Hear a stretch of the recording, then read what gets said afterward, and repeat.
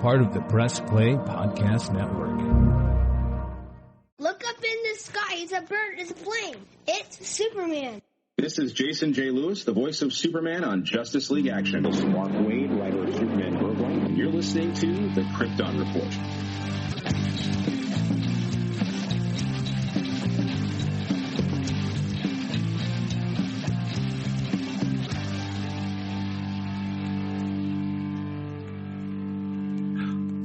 Welcome to the Krypton Report, the All Things Superman podcast. I bet I'm coming in hot. It might be a little loud. You know why? Because that darn cat's been messing with my stuff again. I am your host, Tyler, the Superman of Blue. With me, as always, is the good-looking man, James, the Superman of Red. Welcome, Mr. James Cole. Hey, how's it going? He's like, oh, crap, I'm fighting something here. James, fights crime on... Yeah, sometimes I got to take down some baddies during podcasting times. Yeah, it's crazy. I'm like, James, we're podcasting. Don't fight crime. He's like, no, Tyler, crime never sleeps. Shut up, crime. It's a little James Gunn reference there for anybody who picked up on that. But so, happy belated Father's Day, Mr. Cole. Ah, thank you. You as well. How'd everything go? Hopefully well. I wouldn't say that, unfortunately. It was an interesting day. It was nothing special, and I did most of everything, so.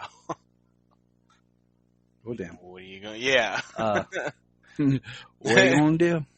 What are you going to do? I got a couple cool things. I got the Superman flying and smiling and carrying Batman like statue from my sister-in-law and her boyfriend, which is awesome. I got from the kids, Junia got me the Wolfman like Miko figure, which is awesome. And then the kids got me Superboy Prime. And then long story short, I accidentally used my mom's credit card and bought myself the DC Multiverse McFarlane Flash, the Grant Gustin one that came out, because I accidentally reserved it using my mom's card because it was stored on my Amazon account. Oopsie. McFarlane what was weird did, is when Grant Gustin? I didn't know that. I must have missed that one somewhere. When it arrived, Amazon sent me the platinum figure. So the unpainted figure. Ah, okay. And I was pissed. Dude, I was pissed. I got on there, hit all the return stuff, bashed the shit out of them. I'm like, I've been waiting on this. And when I pulled it out, it's some ugly-ass unpainted mother trucker. I was mad. Mad. Yeah. But it worked out because I got the new one today. So. Oh, that's good. Yeah, I'm not a real big fan of the unpainted ones.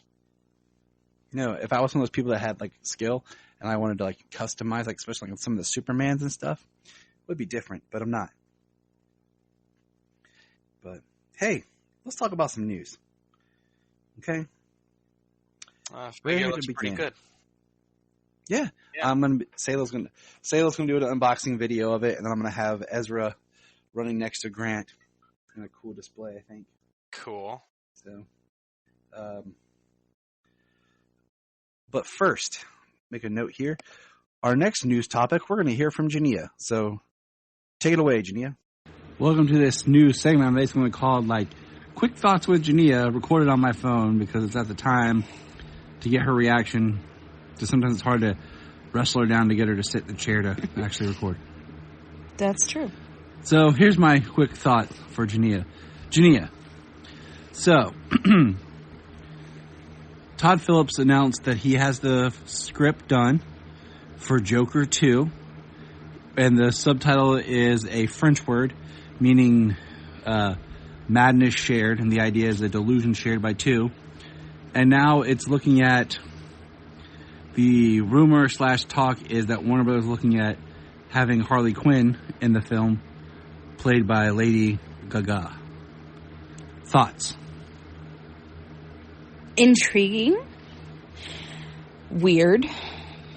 I think Lady Gaga has the ability for range with acting, like at least from what I've been able to see. Like, I've never watched House of Gucci, and I don't really plan to, but then at the same time, I kind of want to. Yep. Just because I heard how horrible Jared Leto is. Really? And I like Adam Driver, and I didn't watch A Star Is Born, so I haven't seen her act in anything. But I don't know. Thinking about the idea of Joker 2 and like two people kind of sharing in a madness I think it could work. Honestly, I'm intrigued. I'll be honest with you. I think it sounds kind of cool. I feel like it's going to be really hard to top Margot Robbie. But at the same time, I don't even put Joaquin Phoenix's Joker in the same category as Nicholson and Ledger and even Leto. It doesn't even feel like DC. Right, and that's the thing, is it's a step outside. And I've said this forever, that it felt like they had a great script for a movie that would probably make maybe 10, 20 million maybe, but throwing the Joker on it, putting him in makeup that looks like a Joker. Yeah. Making it just enough using certain words like Gotham and Thomas Wayne. Well, but now we're going to have Harley Quinn, so we're but even then, definitely the Joker. But now, even then, you can do a Harley Quinn character and you can be Harley in name and not be to where she feels like the character. I mean, the Harley Quinn from Birds of Prey didn't really feel like the character, but that's what it was. Mm-hmm. It's true. So, I mean, Brett Cullen's Thomas Wayne didn't feel like Thomas Wayne, but he was the character. Yeah. So, I mean, I'm intrigued by it. I think it'd be interesting. We all know that Joker is the feel-good movie of 2019. The feel-good movie. But yeah, I guess maybe we'll have to watch A Star Is Born or House of Gucci. Probably. Why is it not streaming? I gotta look on my streaming app. But yeah. So we're intrigued. That's Jania's final thought. Yep. Thanks, Jania. All right. That was Jania's comment. So James. Joker 2 with Lady Gaga as Harley. Thoughts?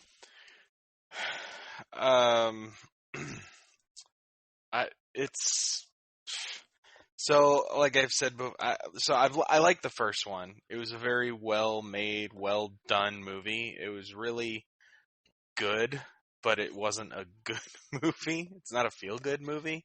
I'm not sure if it'll have the same feeling following it up. That's a concern I have. I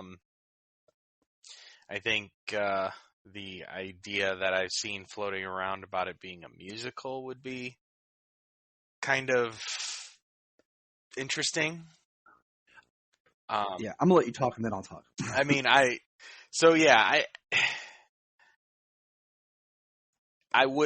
will see it if it gets made. I haven't seen too many. I haven't seen too many of Lady Gaga's performances. That's what me and Jania talked about. We're like, I heard she was great. Watch. Great in what, A Star Is Born. Yeah, I heard she House of Gucci. I think that's like it. Yeah, and I know she was on American Horror Story, but that was kind of like an off-the-wall character. So her performance was like it was like she does for stage. You know what I mean? Over the top, and yeah, there was all that. There was all the makeup, all the costumes. You know what I'm saying? And it might be right up her alley to play a character of that sort. You know what I mean? Mm-hmm. But I mean, that's the majority of what I guess I have to say about it at this stage. I mean, that's all there is. It's not like it's not like there's actually been casting or news about. I didn't realize 2013 she was in Machete Kills, which I barely remember. Yeah, I barely remember. I didn't see Muppets Most Wanted. And I didn't realize she was in 2014's Sin City: A Dame to Kill For, which I watched once in theaters, and it was really, really bad. So, hey. And then she's Girl in the Swimming Pool #2 in the 3rd season, 9th episode of The Sopranos. Oh, well, I mean, that character made the show. I mean, couldn't do it without her. Couldn't do it without swimming pool character. And then, of course, but yeah, I think Jenny and I are going to watch A Star Is Born because we talked about it before. But, my thoughts are this. I think even with the idea of a musical, I think there's elements that could work, especially when the idea is madness for two. And if his madness as an unreliable narrator grows and incorporates somebody into his madness, I think there's a version there that could work. Even just thinking about something as simple as the singing scene from Birds of Prey, where we're kind of in Harley's mind. I think there's a version that could work. So I'm curious. I mean, that's the way I see it. That's the way I would see it. But I also, to do that as an entire movie is something completely. But I don't even see it as different. But see, I see the musical numbers being more like cutaways. Because if you're in the madness, you have to be in the reality enough that when the madness is there, it means something. So, I could see like a musical number come up and it be very like almost like impromptu out of nowhere and then gone and your tone. I don't know. I think there is a version there that could work, and I'm interested to see what happens. In other news, did you know it's the 30th anniversary of Batman Returns? I did, yes. And it's interesting because we had done our Batman Returns commentary for Christmas, 2 years ago? In either December of 2019 or December of 2020? I can't tell anymore time, dude. I think it was 19 when we did it around Christmas, I believe. Yeah, I can't keep track of time anymore. So seeing as we did 30, our commentary. I'm going to have to watch it again this year as opposed to closer to Christmas. Well, we're going to cut away now to the kids and see what the kids think. Kids? Hi, guys. Today me, Dad, and Saba are going to be talking about ourselves for Batman Returns. Okay, so it's the 30th anniversary of Batman Returns, and I was 7 when Batman Returns came out, and I saw it in theaters with my brother, who at the time was 4 or 3-ish. I gotta remember. I gotta do math, because we're like 3.5 years apart. Anyways, Solomon, how old are you? I'm 7 years old. And Sayla, how old are you? You say it all the time. How old are you, girl? 5 years old. 5. Sayla is 5. So I'm just shy. I know. It's just me, you, and Bubby talking. Okay? So we know that it's the 30th anniversary of Batman Returns. And when Batman Returns came out, it was always so big a deal. Parents, that it was bad. And, Solomon went and saw The Batman. Yeah, it was not like this at all. Batman. And Sayla's seen parts of The Batman. You can watch The Batman. You have your edit to watch. Come here. Now, when this movie started, you both were like, what's going on? At the beginning, what happened, Solomon? Well, the Cobblepots had a baby. Mm-hmm. And they actually killed the cat. Yeah. And you were like, what happened? Now, were you scared? Have you been scared watching this movie? No. Do you think it's scary? No. Do you think it's creepy? No. Do you like Nightmare Before Christmas? Yes. Okay. Maybe. Now, Sayla, when Penguin first showed up, what did you yell and tell me?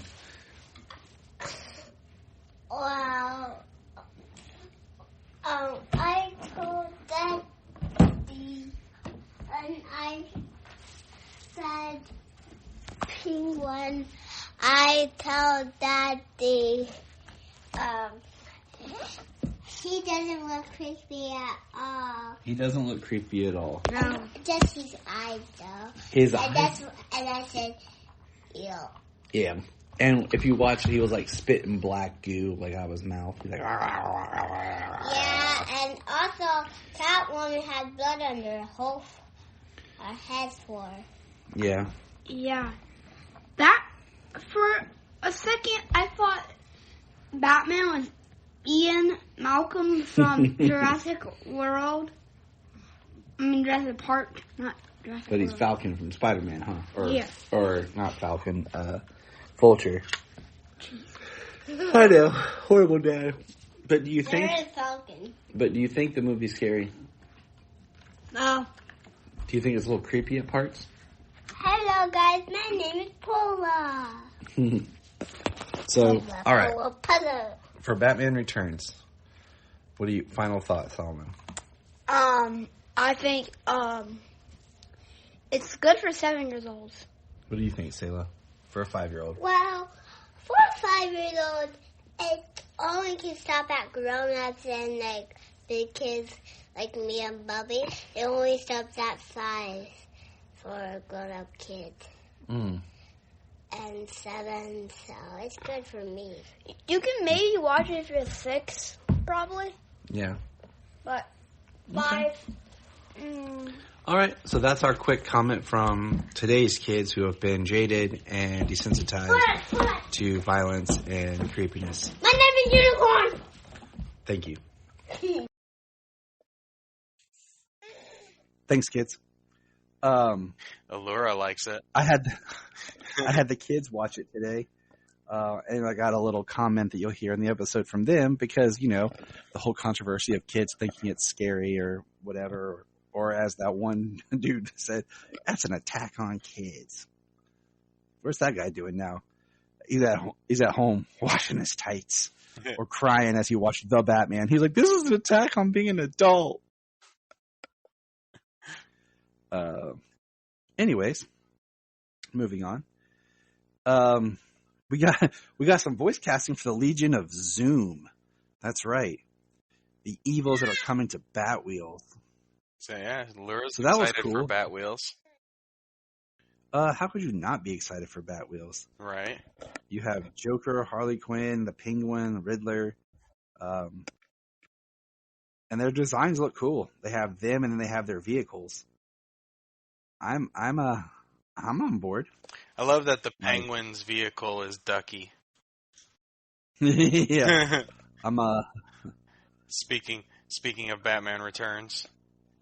We have super villain cast: Shonda Parquet as Harley Quinn, Alexandria Novella as Jess Harlan Jesta. as the Penguin, and like you said, Ducky is his ride. Reggie Davis as Mr. Freeze, and Zulo, I'm not going to try to say, as Snowy. Tom Kenny as Crash. Gina Rodriguez as Catwoman. I'm like, that's pretty awesome. And hold on, why didn't that load? Mick Wingert as the Joker and Griffin Burns as Prank, his ride. Sung Wong Cho as the Riddler, and Josie Montana McCoy as Quiz, his helicopter. So yeah, we got the Legion of Zoom coming, man. Yeah. I mean, that's kind of cool, the idea of, like, a Cars world with DC vehicles. I think that's kind of cool. Yeah, they're doing that, and then they're doing Secret Life of Pets with DC Pets. It's smart. Yeah, right? It's perfect. It's just another thing for them to say, oh, see, they're taking it from Disney, who owns Marvel. Mm-hmm. People might even say Marvel did it first in that case, but those weren't Marvel movies. Yeah, they're all the same. Nah, no. Alrighty, so that's exciting. I think it's just something fun to watch with the kids. But you know what's not fun to watch, and we won't have to watch again. it's being stated that Amber Heard is being replaced, and that a new actress will film scenes and change for Aquaman 2. Thoughts on that one? I mean, I guess she gets what she deserves in that case. You know, the court ruled against her, so I guess she gets what she gets in that case. Seeing as, you know, Johnny actually lost his job over stuff, and she didn't. So I guess it's just fair at this point. Yeah, I mean, she wasn't that great in the first place. She was serviceable. Yeah, she was serviceable, and I thought she was fine. I wasn't expecting, like, I don't know. I guess it came out better than I expected, because, you know, sometimes when you think of people playing some fictional royalty from some, like, unknown or hidden nation, I mean, they can tend to play it really, really bad, really overboard. Yeah. And so, I mean, I think it came out better than it could have. I thought she was good. I thought it was well enough. Like, I wasn't calling for her to be replaced for her performance.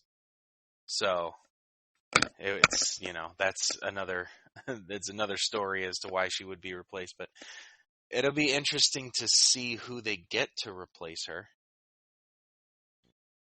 Yeah. I kept saying Teresa Palmer. If anyone's like, who's that, Tyler? Well, go Google her, and you'll look at her, and you're like, is that Amber Heard? Because they look really, really close. Like, to the part, like, when I had to think back, like, wait, what was Amber Heard in? Because then I was like, wait. Because I'll be like, that's one of those people you could sleep in there, and if you accidentally left a frame or something of, like, Amber Heard in there, you could be like, they won't notice the difference. That'd be interesting.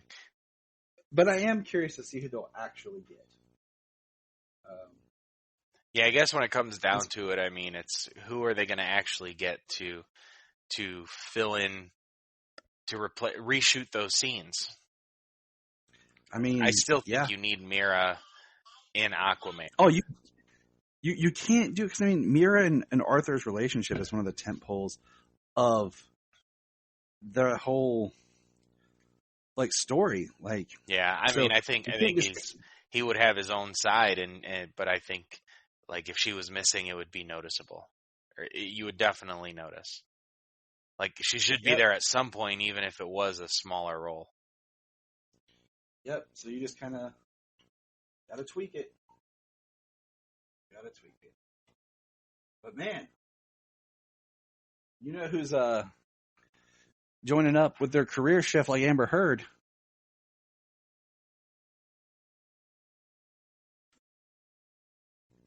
What's that? I said, you know who's shifting their career like Amber Heard is? Who's that? Ezra Miller. Oh, gotcha. Along the same lines. I was like, what are you getting at? So he is officially, like, done at Warner Brothers. So he will not be the Flash anymore going further with any projects. And it makes people, like, you know, calling to replace him in the Flash movie. And I'm just like, you couldn't do that unless you did some sort of, like, special ending, like where he's in the Speed Force and, like, you do like something where he gets out of the Speed Force and it shifts and changes him and you get a new actor to replace him. When he, like, something like that. Because, you know, changing a minor character, a secondary character like Mira is one thing, but the main character, who's actually in the movie twice, that's two different versions, is a whole nother ballgame. Yeah, it kind of really makes it difficult to push and promote the movie. And I mean, he's got time to start making apologies, to at least try to save face for when the movie comes out. But, you know, like, he was going to be a big part of, like, if they go on with the Fantastic Beasts movies, And they should have changed the ending of that movie, the last one, a little bit. But Alora's not happy with it.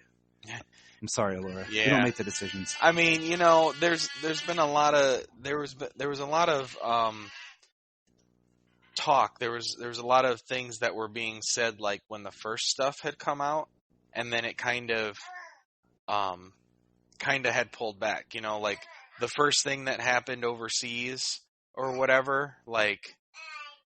It seemed more like things were taken out of context as opposed to what happened.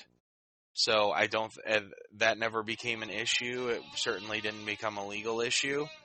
And then the first stuff that had happened in Hawaii, there was like the media story, and then like the stuff that had broken afterwards. And things were dropped, and things weren't charged or anything. And then now you've got this issue that's going on now, and it's like it's like, well, like what's really happening? And then there was somebody who come out and said that was not the case, but then people are still pushing towards that. So I mean, and Ezra's not doing anything. Yeah, I mean, like honestly, the best bet he would have is not to get up in front of people and do stuff right now, because, so, I mean, even if people thinks he should clear the air or something, like, honestly, in today's world, that would probably do more harm than good to try and stand up for yourself. Like, you kind of need to let things progress in outside of the public view, because everything is so skewed. Those Yep. things are discussed behind closed doors with lawyers and even perhaps doctors, if like some of the issues that Ezra's been facing is medical or psychological. Like, I think a lot of those matters are taken care of behind closed doors, and the media is just going to run with it how they do. Yeah. In happier news, it's really hard to see what they're going to do with the film, because some of the stuff that's been coming out last is more serious. Yeah. So that's just gonna put a strain on how this movie comes out, really. And we already had such a long way to get there. And what sucks is just like, this was supposed to be kind of Ben Affleck's swan song as Batman, his kind of goodbye to the role. And we were really excited because we're hearing the movie's actually really good. So, in happier news, there was a interview that was given talking with Jensen Ackles, and it was kind of cryptic, but he's working on some sort of secret Batman plan with Greg Berlanti. That's literally all I have, but Batman project. So, well, he's been floating around and expressing interest in Batman projects for a long, long time. He was Red Hood, and he does voice Batman in the current DC continuity. So, and I'm looking forward to his next performance in that as well. And the last bit of news is sad. Artist Tim Sale has passed away. Tim Sale, we had covered a few years back, Superman for All Season. Last year. As well. Last year. Right? Yeah. We had covered it last year, a year before, because we broke it up for the 4 seasons over 2020. And 2020, he is one of the two. I think it was 2020 into 2021. Yeah. Might have been. So, yeah. He most probably famously for the artwork for The Long Halloween. And that book will go on and live, I think, in comics infamy. And he'll always have that. And he was a very talented, unique artist. And we had the opportunity to meet him last year in Cincinnati. He was going to be here, and he actually canceled his appearance. So did not get to meet him as I had planned. So. Oh, well, that's sad. Yeah, it is. So Tim Sale, you will be greatly missed, and thank you for your art and contributions. Absolutely. We're going to take a quick break, and we'll be back to talk about something else. And we're back. James, I know I gave you an assignment this week. I'm sorry if it labored you, but honestly, it was the laboring part was just fitting it in. Just you getting that extra time to do it, to watch it. Because when it comes down to it, it wasn't all bad. It's not. So what we talked about is James and I were like, okay, what are we going to kind of? After talking on Digging for Kryptonite, I discussed Lex Luthor Sherman Howard from Superboy, and James and I were talking, and I was like, let's talk a couple Superboy episodes, because we had talked Superboy a little bit back when we did our pilot season episode of, season 1. But the thing about Superboy is it kind of reinvented itself. Season 1, you have John James Newton as Clark / Superman, or Superboy, sorry. And you have a different supporting cast. And then season 2, everybody's gone but Lana. And you have Gerard Christopher now as Clark. And we have a new supporting cast. And I just finished season 2. And I started the first episode of season 3 because Sam Rizzo said that season 3 is the best. And season 3 kind of, in a way, ages up the characters, changes them. And now they work for like the Bureau of like normals. They're interns at the Bureau of like something investigation. And it's kind of, X-Files-y before the X-Files. And they changed the name of the show to The Adventures of Superboy, compared to before it's just Superboy. So it's a very uniquely weird show. But it's part of like our super fandom that I haven't closed the gap on. And that was my stride this summer, was I'm going to close the gap on Superboy. So I wrote James into watching some too. And it's on Tubi. And, one of the things about this show was there's only been like enough. If you can find seasons 2, 3, and 4 on DVD, but it's very hard. Like Amazon has them. And I think it's through one of their, like, you order them and they print them and ship them to you. Compared to, like, you can go into like a store and find season 1. Because season 1 was released on DVD back when Superman Returns came out. And the show's never been in reruns. You know that? Really? Yeah. I must have seen some of it when it was on TV back when I was really young, because I remember seeing a little bit on TV. Yeah. I mean, because, the story is that the Salkinds had the rights, kind of. They sold the rights for Superman to canon, but they still had the rights to the characters. So they decided to do Superboy. But then, Warner DC was cleaning up house. They wanted to do their own thing, which would be Lois and Clark.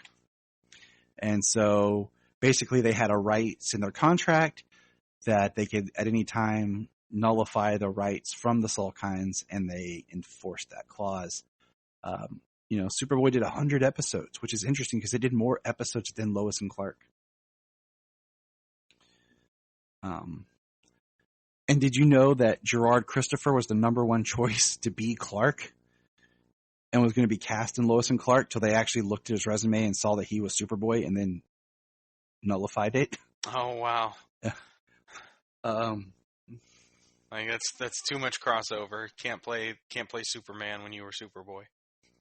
And do you know that Gerard Christopher was the oldest actor to ever play Superman, Superboy? Like, he was 30 when he premiered as Superboy. Older than how old Cavill, Brandon Routh, and everybody was when they were Superman. Yeah, older than Christopher Reeve. Yeah. So, some cool tidbits before we dive in here, but it always cracks me up because they're like, Superboy. I'm just like, yeah, that's right, boy. Like, when do you, like, I've said before, I've never been a fan of you're Superman, or you're like Superboy. You're the same thing. Then one day you just wake up. You know what? Today I'm a man. I am Superman, not boy anymore. Right. Like, I have graduated from college. I am now. I want to be a man now. Your voice is still cracking, Clark. You're still Superboy. I hate you. I'm going to my room. You're 30 years old, Clark. It's time you became a man. But hey, so we watched. Which all episodes did you watch? We'll make sure you watched the correct ones. Well, I watched 1, 2, and 3. Yes, Season good. 1. With this ring, good. With this ring, either you kill, Lex Luthor sentenced to death, and Metallo. Correct? No. Apparently, I watched the wrong season. Which season did you watch? 1. But we were doing season 2. I didn't know that. That's okay. Well, oh well. It was a miscommunication, misunderstanding. Yeah, because I wanted you to see Lex, and I wanted you to see Gerard from season 2, so that you could compare what we had seen. But hey, From what we had seen in season 1. Yeah. So James, I had watched take us season in. 1 because I haven't watched the show yet. Well, tell us about. Give us the summary for the first episode. Take it away, James. Okay. Well, the first episode is the Jewel of the Tekakal, and Which was technically not the pilot episode. The pilot was supposed to be Countdown to Nowhere, but they broadcast it 5th. Why? Who knows? Interesting. Normally, pilots are shot at a kind of a different time to get something off the ground first. This was a weird where they just sent it to order and made the show. It was weird back then, James, before our time. Right. So Lana's father is an archaeologist, and he brings a jewel back to what's the name of the school, the museum. Anyways, he brings it back, and he's like cursed, and the jewel he's dying, and Lex tries to steal it, and Superboy stops him and saves it and returns it to the temple and saves Lana's father. So, James, what did you think of our Lana Lang? Hi, Jane. Hello. Sayla had to say hi. She came down. I'm 5 years old now. Oh, you're 5 now. Now she's back to bed. So what do you think about Lana? Like we started this conversation the other day on our chat feed, but what do you think about Lana? I mean, she's all right.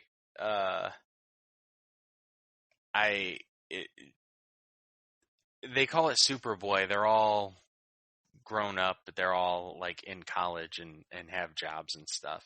She's still acting like a teenager, especially in the first episode. Yeah, it's an interesting conundrum. Yeah, by the third episode, she's kind of the damsel in distress, but that's kind of like always Lois and Lana's, at least always had been. Their go-to plot. So and by then she's trying to be. She's trying to be more helpful to like the people around her. Yeah, she definitely has an interesting kind of like, even in the first, just going in and out of being the damsel, but in distress, but not always being in distress. Like, it's interesting just how they keep her character and they build upon her character. What did you think of John's Clark? I mean, I like how his Clark is. He wears the suit, he wears the glasses, he wears his hair over, but he's kind of just Clark, you know? He's not trying to. He looks a little bit like Christopher Reeve, but he's not trying to be that bumbling character. And that is where your homework is to watch at least the first 2 episodes of season 2. And for next time, James, just to mention them. I will. I will. I'm sorry for the misunderstanding. It's okay. It happens. We're just we're learning. We're filling in our Superman. And that's where your Gerard comes in with a stark difference. His Clark. I will say I like John's Clark better. And I like Gerard's Superboy, I think, better. Yeah. I think that's where I'm, and I think it comes down to acting, but also whatever it is that the producers choose to do with, like, oh, we have a new actor in here, we have to do something different. So they, his choices are different. But did you enjoy the show? That's the question. Actually, yes, I did. I guess I had a much more campy memory of it, but it might have been just like some of what I saw, because I remember the guy playing Mixus Spitlick, and that's very very cartoonish, very campy. It's just that actor, and don't ask me his name. I know him by face and his performance, but I think I had more of a campy, just like bad 80s TV feel when I remembered it. But, I mean, and I certainly got a little bit of that coming through, especially with the way Lex acted in the first episode. But the second episode being the family, him rescuing a crime boss, and like kind of seeing his daughter, and then the third episode with the old man who is just having PTSD problems, PTSD from World War II. So it was the content of it actually surprised me. What I find interesting is, as I watch through this show, this is actually a show that got a lot more comic creators that wrote scripts or pitched or worked on the show. You'll see names come up. You're like, oh, wow. So I find that very interesting, that it actually had more comics people involved in it compared to a lot of the, previous... Schuster College. How did I forget Schuster? I don't know. I didn't want to say anything because I just didn't want to smack you in the face. But I deserved it. Schuster. That's what it was. I'm sitting here like, what the heck was it? They go to Schuster, that there's like the Siegel Center. And there's the Siegel Center, yeah. So I knew it was I knew it was something that I should have known. So we plan on it's going to be hard to have a conversation here, but we plan on just kind of incorporating some Superboy, I think, over the summer into our episodes. Maybe we'll kind of, do an episode here. And we want to bring back, as soon as I purchase my Blu-rays, the Legion series that we had to abandon because DC Universe abandoned us. Unfortunately, yes. I have my Legion waiting. I have my Legion Blu-ray sitting and waiting. I'm just kind of like on a big want to watch Superboy because I don't know how long it will last on Tubi. And it's not one of those shows that it'll probably pop up on some other streamer, Right. Unless HBO Max does do it, because It'd be nice if they got the it show back. Yeah, it would be. I mean, the show was kind of lost until it came on DC Universe, and that was one of the things I liked was it had that and it had the Adventures of Superman. The Adventures of Superman is not streaming anywhere, so. And that's when people are like, oh, HBO Max has the same stuff. No, because one of the awesome things about DC Universe was all the back stuff. Oh, yeah, it had a lot of stuff. I mean, it had a lot of stuff that is almost nowhere. Like, it had pilots that you can't see. Yeah. It had... cartoons that aren't showing even up Lois, anywhere. Cartoons that aren't there. Even Lois and Clark wasn't on HBO Max for a while. So don't tell me that for a while because it's not. No, they only brought over the big ones right away. Yeah, the ones that you would expect. So, but I think it's time. James, we'll talk more Superboy later. But it's time to talk some comics. You ready for some comics? I am ready for some comics. I have Son of Kal-El, Dark Knights of Steel, and Flashpoint Beyond. All right. Sounds great. I know you read Dark Crisis, so you can dive into that if you want. Yeah, I did. I have not read that yet. Heck no. We'll do Dark Crisis as when... I think I'm going to just hold off on Dark Crisis until it's done. And then kind of talk about it. Because I feel like it's one of those that I'm going to have issues with trying to go issue by issue. Yeah. Like Dark Knights of Steel, we have trouble not talking about it. Yeah, and like it's. I mean, we waited and did 6 issues. We did 1, then we did issues 2, 3, 4, 5, and 6, and then we did issue 7. So I think we did 3 issues, and then we waited a couple of months, and we did all of them again. Well, we have 7 now, so you just want to get into 7? Yeah, we can get into 7. Can we just say that my comic book dude is upsetting me because I always get boards for all my comics, and for a while there he was automatically,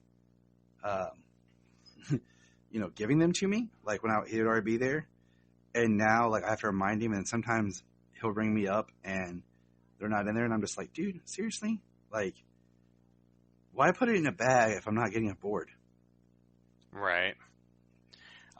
Well, yeah, I mean, I kind of changed where I get my books from because they do subscriptions. If you do 5 or more ongoing, they'll give you 10% off. Plus, they'll give you a bag and a board for each. So I'm like, right? That's usually how can I pass what he up does. that deal when that's not what I was getting before?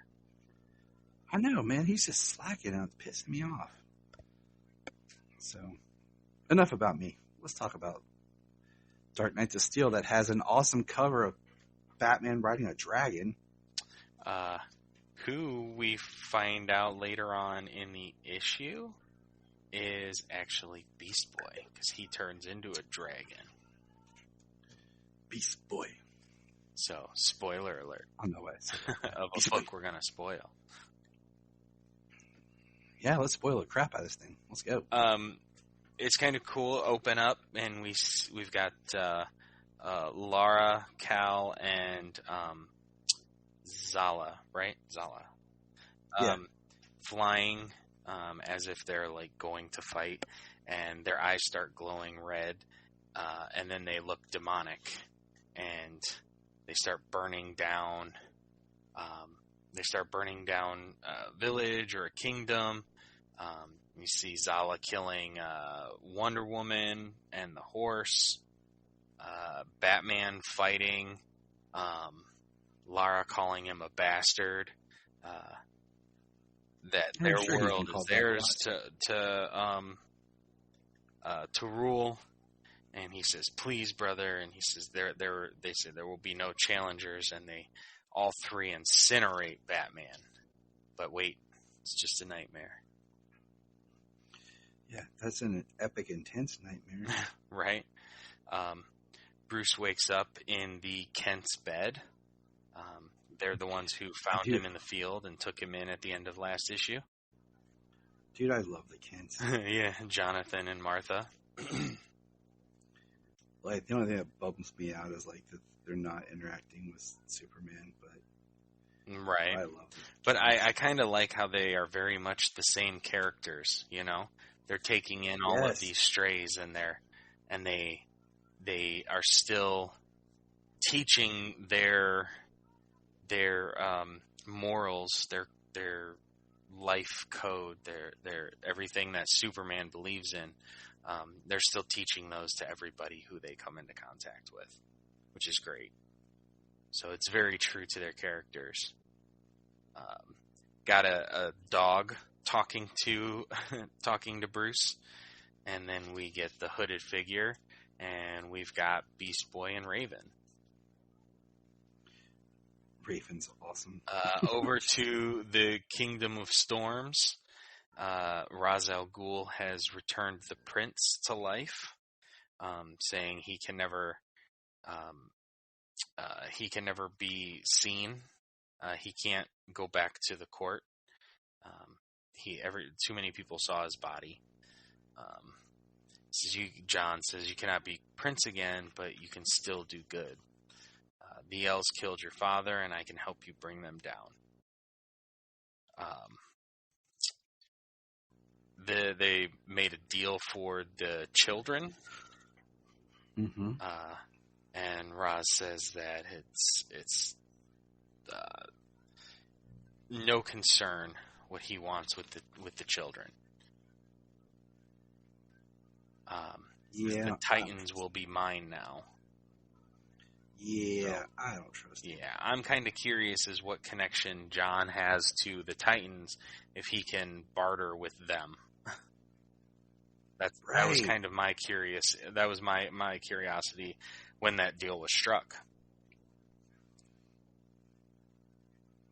Right? Okay. See, now we're on the same page, because I'm like, wait a minute, what's going on here?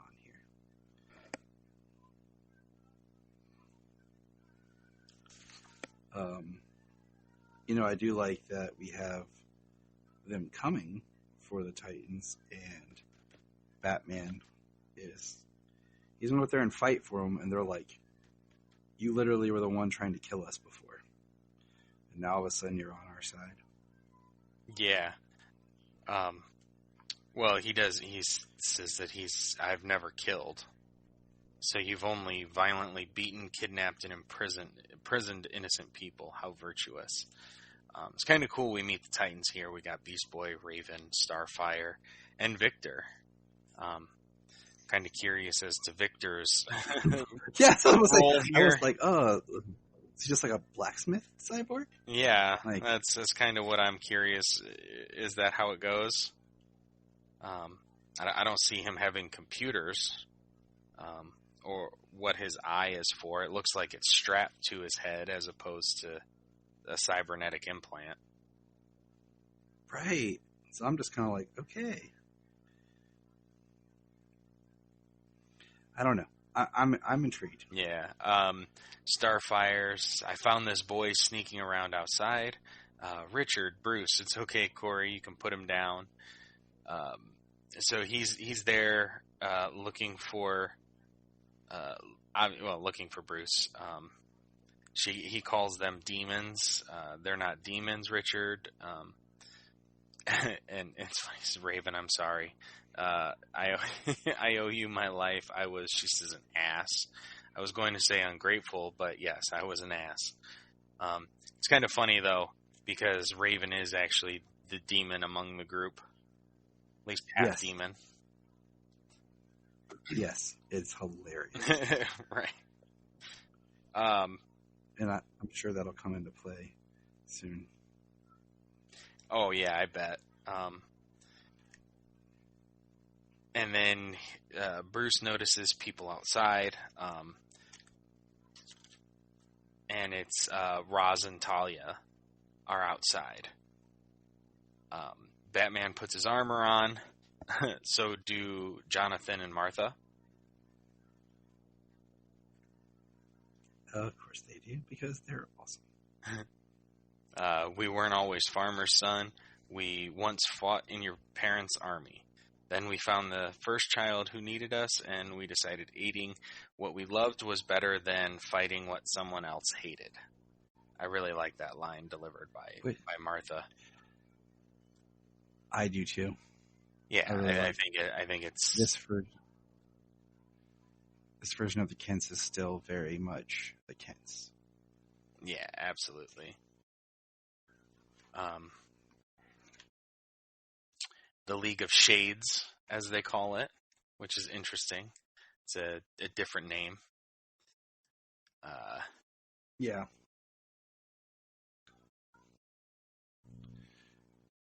And what do you think about this whole concept? I think we barely touched on it before about, he is the demon's head because he is connected to Etrigan.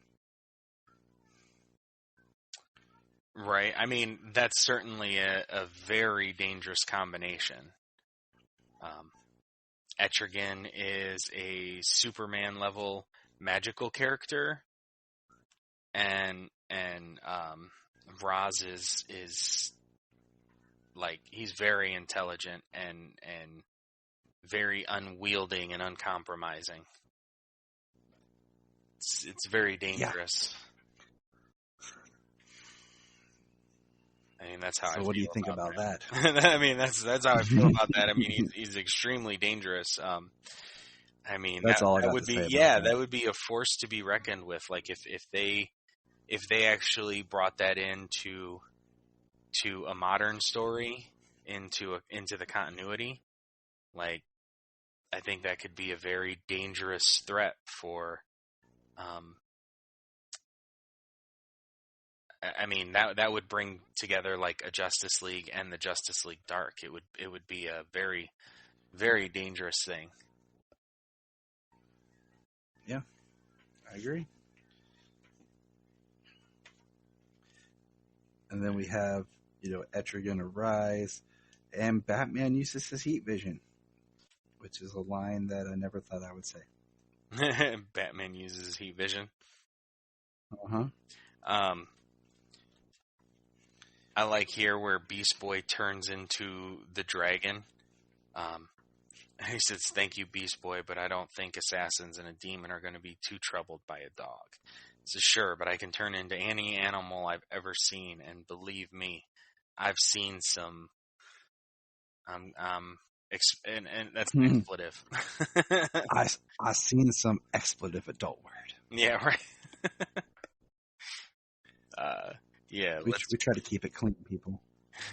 I think we've said it before, but Yeah, we've slipped up here. It happens. We're not once in a while. Yeah, and then you got a nice page of basically the Titans. So you got 2 pages, one with a large panel on top and then a small panel on bottom. And the next page, a small panel on top and a large panel on the bottom. And you got Bruce leading the Titans against the League of Shades, which is just fun and awesome.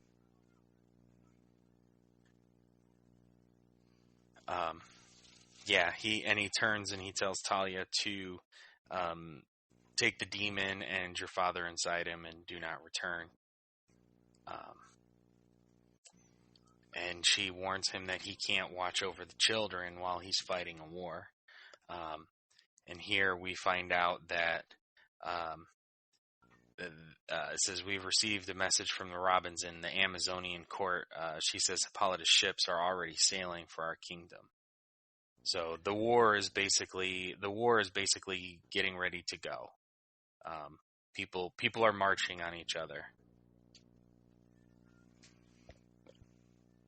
Sad. And then we learned that Kent took in a child once before, a child of two worlds. Yes, a young boy born from a man from land and a woman from the sea. And his name is Arthur. Which is kind of cool. I mean, I like that they still took in orphan children. Yeah. I think that they're giving an Aquaman a very, hopefully a very important, strong standing character, you know? Kind of like being Superman, what we think of him, you know, but it being Aquaman. Yeah, he'll show up and be like the Aquaman. The Kent's qualities. It'll show up and be like the Aquaman we just saw in the Teen Titans Go and the DC superhero girls. Just like, dude. That's what it's going to be like. He's like, I rode the surf, bruh. Oh, my goodness. Well, I hope not. That would totally derail this story. But all right, man. It's very good, though. I like this it. last page is a lot of it. It all pretty much comes from Jonathan and Martha, and they end on, "You are not a monster. You have a great power, and if that power can stop a war, you know where you need to be." Hi, James. Hey, Solo. I'm just watching something upstairs. Ah. All right, buddy. Okay, get back to bed. I love it. They're always like, "Can I say hi to James?" I'm not going to be like, "Nope, you can't talk to James. He's mine." Only I can talk to James. You know how this works. That's why he's chained up in the basement. Yeah. Shh, don't tell anybody. Help me. Broadcasting from the basement is James. Hey guys. All right. Let's keep this wagon. Let's keep this wagon train a moving. We got. Want to just do? We'll stick with Tom Taylor here. Superman, son of Kal-El 12. Yeah. Which I found, I actually really like this issue. And there is sometimes like you read comics, oh, that was okay. And sometimes you read one, you're like, man, that was awesome. And I feel like this was one that kind of fell into that latter category. Oh, yeah? I mean, I think so, too. I mean, I've been such a fan of Taylor's writing for so long now. Like, sometimes there's just an issue that comes out, and you're like, "Man, that was good." Because yeah, you're like, I really wish. Yeah, I get to the point where I'm just like, man, I kind of wish there was more. Right. You're just like, I think that was it. Crap. So. Well, I need to get the Volume 1 trade for Superman, Son of Kal-El. Yeah. There's just some that I like reading more in trade, I'll be honest. Like, I like getting the individual issues, but I like pulling out the trade and just sitting down and feeling like I'm getting a longer story. Yeah. A complete story. Like, you don't have to switch issues. It's like watching a show. There's always a opening credits and an end credits. Yeah. That's why I like the marathon play on my Dragon Ball Z DVDs. Just hit marathon play and it only plays the credits from the first episode at the beginning, and it only plays the credits of the last episode at the end. So the entire disc plays straight through without the credits for each episode. What is that, like 10 minutes? Next time on Dragon Ball Z. I mean, 10 minutes for each set of credits, yes.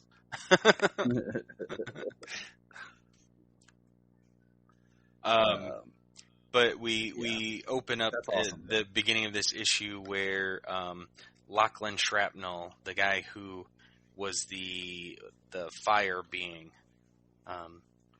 When you say that's a BA name, like Lachlan Shrapnel, like that sounds like you're making it up. No offense, but oh, absolutely. But he's the guy who generates fire, and he was controlled. He was being mind controlled by Bendix, and and Superman is returning him to his family, and he hears the deet deet deet, and it's the signal watch. And signal watches are only supposed to be used in case of emergency. And at the safe house, the signal watches Superman and Lois. Signal watches. Yes. Not a fat ELT pager device that you have to carry in your pocket like you're some cool 90s drug dealer. Not that drugs are cool, but we're talking about what they did on TV. Yes. And at the safe house, the Kents, Lois, and Batman are, worried. Of course, Batman he's not worried. It's not getting through. It's not getting through to the safe house. Primary defense is engaged, and we have a red streak, and it blows through the robots that are sent out. Shield is activated, and makes it right in through the shield before the shield closes, and it comes through the wall, and it is Krypto. The super dog. Says, Krypto. Your dog just took out a lot of very expensive defenses. Add it to the list. It's really a great day for collateral damage to Justice League property. And Krypto's just happy, tail wagging, drooling, right, smiling. Well, we haven't seen him since he was with the Super Family. Yeah, since he came back to Earth with Supergirl. Exactly. And then we get the rundown of what Bendix is doing: kidnapping, experimenting, turning people into superhuman drones.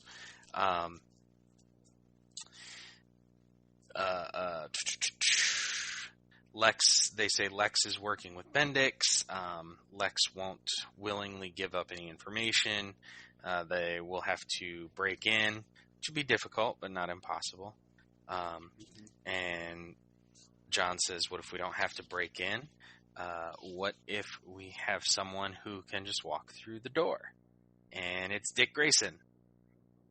It's really cool to kind of see Dick Grayson, the businessman, being able to do these things, walk through the door, and he's actively trying to do like some really good things, which which is really cool because Bruce had done things like that, trying to stand up and be good and invest in stuff, but it always ended up like falling through. But this is kind of like a major plot point for Dick Grayson right now throughout all of his appearances.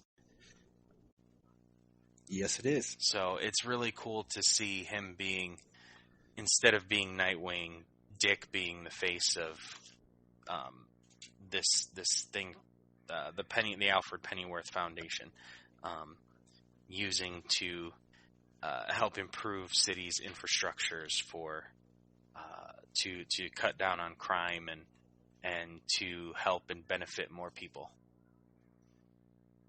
Because that's what heroes do. That is what heroes do. Lex discusses, because his life had been threatened once, somebody tried to kill him. Lex discusses having some protection, being rich and in the spotlight. Lex says he can sympathize. He's had people like that in his way. Dick Grayson brings up The Rising. He says, I don't think that program is for you, I'm afraid. Not yet, anyway. He said, I can recommend some more conventional protection, but let's get back to making better cities, shall we? And then we find out that or we see that Dick planted a bug in Lex's office, and they're concerned about it finding it, them finding it the next day. That thinks that Lex is too smart not to have his office swept for bugs every day. And Dick says that they'll use it for the day, and it will self-destruct. It'll remotely turn to dust overnight. That's pretty awesome. I'm gonna lie. Right. Jay says Luther called Bendix 5 minutes after you left, and they're still talking. Curious as to know how he knew about the Rising. He says billionaires like to show off. I'm sure someone in our circles was boasting to Grayson. Which is a really cool, statement if you think about the fact that, they're kind of just, oh, okay, that makes sense. Kind of shuffling it off, oh, that makes sense. Right. They can kind of do and hear and see things that they want to see. Right. It's really interesting. And then we get Bendix. My forces are ready. And the senator will do exactly what we need him to do tomorrow. What senator? It's Senator Henderson. Superman is here for you. He wants to see you. He's in the lobby. Senator comes out to meet him and talk with him. He's got Jay there, from the Truth. From the Truth. They don't know it's Jay, but it's the reporter from the Truth. It's such a weird mask and the hoodie. I'm sorry, dude. That's not your everyday blend-in hoodie. That thing's gonna pop. Yeah, absolutely. He couldn't wear it. He couldn't wear it if he wasn't trying to be the reporter he is. It would stand out, above the crowd, even if he's got to shout out loud. Even if I gotta shout out loud. Tonight is the only thing you'll see. Gonna stand out. So you know it's me. So you know. It's right. Little power line for everybody. Right. That was an album I wish I had. I got the soundtrack, and it's awesome. No, I mean the Powerline album. Not I know, the Powerline songs. Powerline's on there, but I wish I had, a full-on. Right. They had released it. Why is there not a live-action edition where Bruno Mars just plays Powerline? When he did the Super Bowl, Janine he's basically Powerline. I said, dang, he needs to dress up as Powerline for Halloween. That would be great. And we're back. And we're back to the Truth. Got a whole nice, interview. What do they call it? Guerrilla journalism, where they just start asking questions. Basically. Sir, in your face. Yeah. Says they are, a few weeks ago, there was an attack on my grandparents' house. I'm sorry to hear that. Are they okay? Jay says they are, but if Superman hadn't been with them at the time, they wouldn't have survived. The parents of Clark Kent, the people responsible for his sense of right and wrong, who knows where the world would be without the values they instilled in him. Yes, remarkable people. I think it's fair to say the whole country owes them our gratitude. A superpowered person called Fault Line was dropped on their home, used against her will. Shocking. Yes, what's more shocking is Fault Line was supposed to be safely held at Star Labs. And Superman says, until you arranged for her release and abduction. He says, Superman, I respect what you and your father have done for this country, but that is an outrageous accusation. And he says, that's you, right? And I love the panels here. It's got the picture of him escorting Fault Line out of Star Labs alongside people who were later caught abducting and trafficking American citizens. He says, would you care to make a statement? And the senator is, boom, he's caught red-handed. And that's the bottom panel you get. Mm-hmm. Says, I didn't want to do this. What? You have to understand I didn't have a choice. And Superman says, whatever it is, we can help if President Bendix is blackmailing you. It's not that, Bendix is, and Krypto starts growling. What is it? And Krypto hits the senator with his heat vision. Superman rushes in.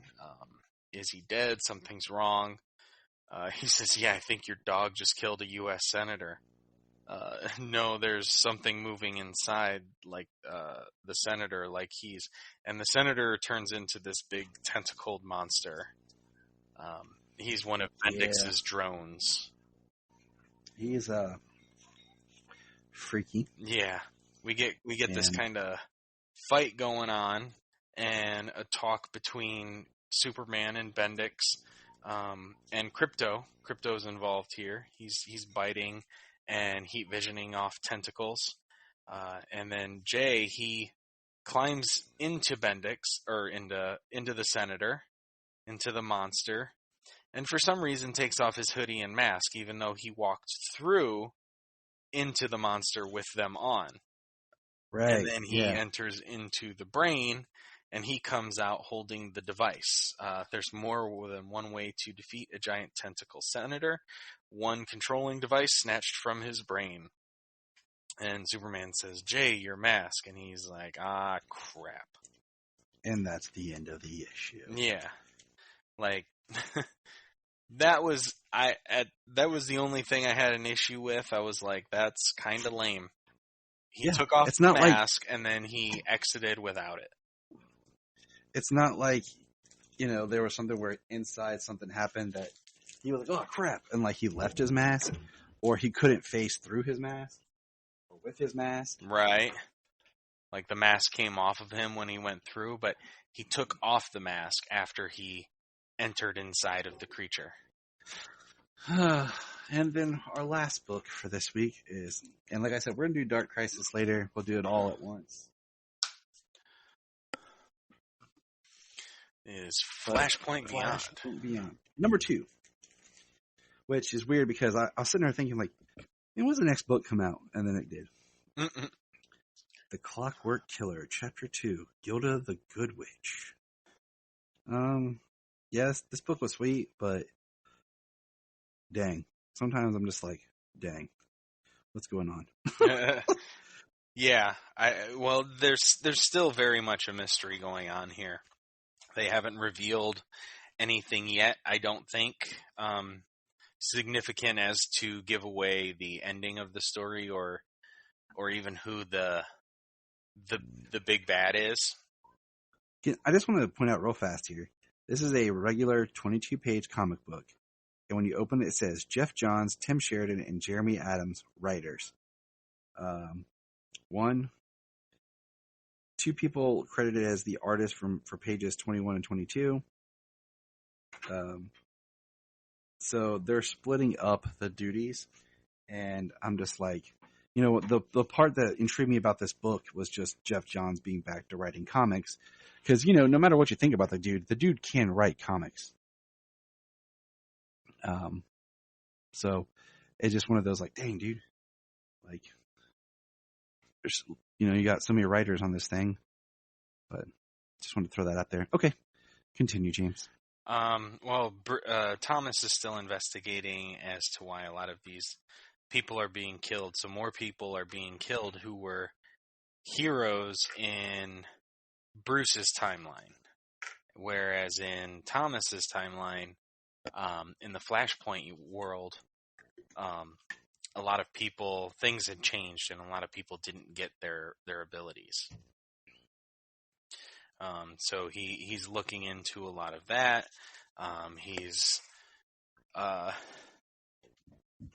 They're discussing the Dent boy, him and Penguin. The kid's interested in things that are going on, like guns before, bombs now, because of the explosion at the casino. A discussion with, which is actually really interesting here. The person, and I didn't see this before now. The the detective that Thomas is talking to looks like one of Falcone's family members, the big lady from The Long Halloween. Sophia Gigante? Yeah. That's who the detective looks like. I wonder if that's her. Interesting. I just noticed it in the bottom Hangman panel. Killer from Dark Victory. Oops, spoilers. Because, okay, side note, I did rewatch Long Halloween not too long ago. I can't tell if she was supposed to die in that animated film or not, because they need to do Dark Victory. Anyways, continue. They do, and I can't wait to watch it as a whole. I can't wait to watch the movie for part 1 and part 2 together. Yeah. But she says that he said he came to Hyper Time to take refuge from a dark crisis. So he's speaking nonsense. She says he also told me that Bruce Wayne was supposed to be Batman. And he's talking about Psycho Pirate, the man who remembers everything from crisis to crisis. Kind of no wonder he kind of goes crazy. Mm-hmm. Yeah. And it's crazy what happens to him here. Yeah, Thomas walks into his cell at Arkham to find him hanging. And then we hear from some of the other people around.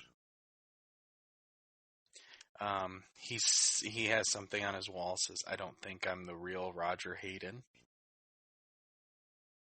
So he says, "What does that mean?" That's the thing is with this story so far. Each issue just like raises more opens questions. The mystery. Yeah, just builds the mystery because it doesn't really give you any answers. And that's where I'm not concerned, but I'm like, I feel like Jeff Johns does a really good job compared to some writers who start this process, and then when we get to the final book, it's like mad scramble to answer questions that they didn't have answers to begin with.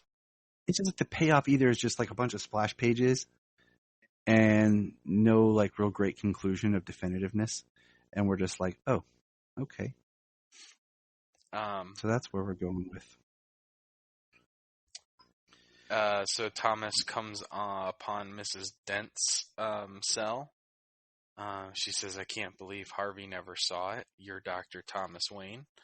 It's kind of interesting that she sees that she found out who he is, not through, or just through deductive reasoning. Mm-hmm. Seeing him face to face and deductive reasoning, she finds out that he's Thomas Wayne. He gives her a Wayne Casino token, which is scratched up on the other side.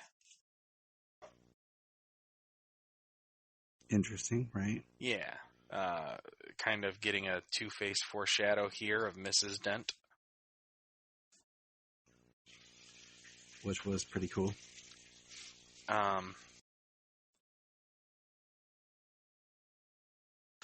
Here, she says, "You drove your wife mad."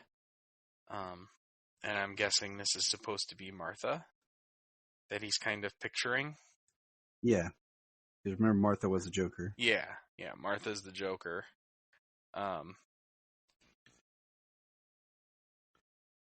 But, and she says, "You were always a bad father," which kind of if you followed what Thomas has done since he was brought back, like what Tom King did with him and stuff, Thomas is a bad person. Yeah, he's not a good, he's not Bruce. He is not good in any way. Was it in this? He may have good intentions from time to time, but his methods are very bad, and a lot of the times it's his intentions aren't the most noble. Was it in this story or another flashback? I don't know. I was trying to reread some stuff. Talk about like he probably he cheated on Martha, and yeah, I'm trying to remember. Anyways, yeah, he was not good. Yeah. Bad Thomas. So she gets to him. He punches her window and breaks her window. That's all you have, Dr. Wayne? I can hit harder than that. Watch. As she bashes her face against the broken glass, she like rips the left side of her face off. So yeah, or cuts it to shreds with the broken glass, basically. Yeah, she goes full psycho. Yeah, she does. Like he's got his Two-Face right there. It's more than we can say for Gotham Knights. Oh. Then they are chasing Thomas. Some people are chasing Thomas. They're firing at him. Yeah, they are. He's running, and he comes upon somebody who is getting mugged, basically. And these are the rogues. Like it says, just hand over the bag. He says, give Top what he asked for, or he'll take more. Thomas says, you gave me an excuse, thank you. And we get an awesome shot of him landing in water with lightning striking behind them. It's a really awesome page. But you see that these guys look like the Flash's rogues. Top, Captain Boomerang, probably a Captain Cold, and a Heatwave. Which I don't know about. Maybe not Captain Cold, because there was Citizen Cold in the Flashpoint, who was a good guy. Yeah, it could be Captain Cool. It's Captain Cool. Right, Captain Cool. You know, want to be Captain Cold. Right. Rainbow Raider? Maybe.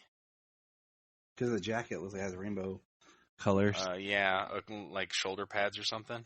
Yeah. What's kind of cool here is I like the fact that Thomas is describing the injuries he's giving them. All serious injuries. Doctorisms. Right. And he's enjoying himself. he's having a good time. Of course he is. How's he not? Yeah. Captain Boomerang pulls a gun on him. He tells him to do it. Then he takes the gun from him and he turns it on him. He says, if anything ever mattered, it was this. And he says, for Bruce. And then we get a panel of Thomas being checked into a brick wall. And we got the return of Superman. He says, the Flashpoint Superman. Yeah. Is just, which is like what? What do they call him? S1. Just read it today. Yeah, it's S1, but like something else. Dang it, Tyler. Oh, you know what? I think I know what you're talking about. What do they call him? Didn't they make a toy for him? Didn't McFarlane make a toy for him? And it had the name on it? They didn't make I'm pretty sure they didn't make a toy for him yet. Because if I don't know. But yeah, it's like, he says, I heard you, you're wrong, everything matters. He's actually growing into a character. Yeah, he's actually, he's growing into a character as well as he's physically growing. Mm-hmm. Like when we saw him in Flashpoint, he was scrawny. Now he's starting to, I think he's still thin, but he's starting to fill out a little bit. Thanks to my daughter, I have the pop figure for the Flashpoint Superman because she found it for me at a store. She's like, Daddy, you don't have this one. My kids know me so well. And they know my collection, too. That's what I love. Because they'll be like, Daddy doesn't have this. That's great. I'm jealous. I'm like, yes. That's what Solomon did the other day. He got me for Father's Day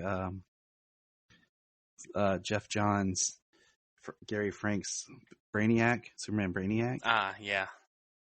And that's what Jania's like, your son told me you don't have this and that I have to get this one. And I was like, yeah, he's right. Yeah, he is right. So, mad points to my children.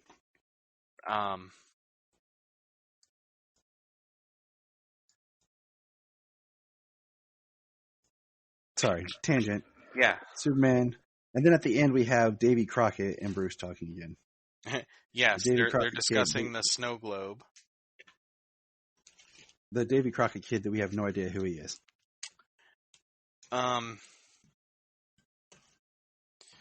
What does he say here? He says, so there's a hint as to who he may be involved with. The last panel says, you stole that snow globe from Dr. Hunter, but us Time Masters took it from someone else first to protect the divine continuum from the blue-faced prodigy. So the blue-faced prodigy would be what, Dr. Manhattan? Maybe. I mean, it's Janie Slater. It's the watch. It's the snow globe. So, I mean, it very much seems like that's what it is. But he does say us Time Masters, so he may be a Time Master of some sort.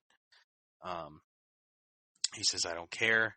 He says, you should, because that watch isn't the only thing that's drenched in tachyons and stuff. The snow globe is too. They're stabilizing one another. The big difference between them is there's no one left to come looking for Janie Slater's watch. But now that you took the snow globe out of our time vault, you might as well have written your own obituary. Because if Dr. Hunter and the others don't get here to back me up soon, the owner of that snow globe is going to be drawn to it. And if he shows up, boy, are you going to be sorry about this whole darn thing. And that's we got why I'm next hoping the that it's secret something sweet. of the Superman. I'm hoping it's something sweet. Like, I don't want to be built up for nothing. But yeah, it was a good week, and we got some cool stuff to talk about for comics, and we'll have some cool stuff to talk about next week as well. So I look forward to it. Make some good, thick episodes. Thick. Like I like my women. Jania's looking at me like, yeah, you do. Right. Appreciation, people. Appreciation. So, all right. I think that's a good place to put a pin in it. I'm getting tired. You getting tired? I'm getting tired. I am getting tired. Yes, sir. You know why? Because I had to yell at my kids today, sadly, and fight with them. You know why? Because they're kids. And that's what a dad does when trying to teach his children. Yup. Sometimes you have to yell at them. So let's get on out of here. And remember, James is awesome. What's up in the sky? We just want to say, if you've enjoyed this podcast, please check out other podcasts on the Press Play Podcast Network. Remember to check out Krypton Report on all social media platforms. Go to linktree.com/Krypton Report. You find all of our information right there. And if you want to keep Krypton from exploding, join our $1 a month Patreon. That's right. For $1 a month, you'll get extra special content that you don't get on the main show, like movie commentaries and whatever else comes out of our mouths. So check it out, patreon.com/Krypton Report. If you are like Tyler and James and can't get enough super talk, check out these other podcasts. Digging for Kryptonite, Supergirl Radio, The Last Sons of Krypton, The Superboy Legacy Podcast, All-Star Superfans, Superman the Animated Podcast, The Aspiring Kryptonians, Always Hold On to Smallville, Caped Wonder, The Geek of Steel, and Truth, Justice, and Hope Podcast.